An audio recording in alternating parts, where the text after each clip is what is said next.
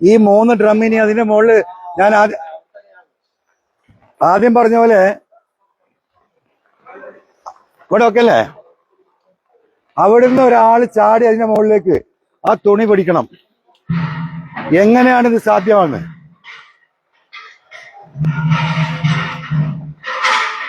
ഒരാൾക്കും പറക്കുന്തളിക വരേണ്ടി വരും, പറക്കുന്തളിക.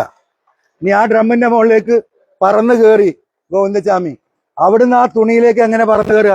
നിങ്ങളൊക്കെ ആ വീഡിയോ കണ്ടാണല്ലോ ആ തുണി തൂങ്ങിക്കിടക്കുന്നത്. ഒരിക്കലും സാധ്യമല്ലാത്ത ആ ഡിസ്റ്റൻസ്. ഇപ്പൊ 3 ഡ്രമ്മിന്റെ മുകളിൽ കയറിയെന്ന് വിചാരിക്കുക, അതിന്റെ മുകളിൽ നിന്ന് ആ തുണിയിലേക്ക് എങ്ങനെ എത്തും? ആ ഡ്രമ്മിന്റെ മുകളിൽ നിന്ന് പറക്കാൻ പറ്റുമോ ഗോവിന്ദച്ചാമിക്ക്? അപ്പൊ ഒരിക്കലും സാധ്യമല്ല, ഒരിക്കലും സാധ്യമല്ല. 6 മീറ്ററിൽ പോലും 6 മീറ്റർ ആണെങ്കിൽ ആ തുണി നിൽക്കുന്ന താഴെ ഭാഗം.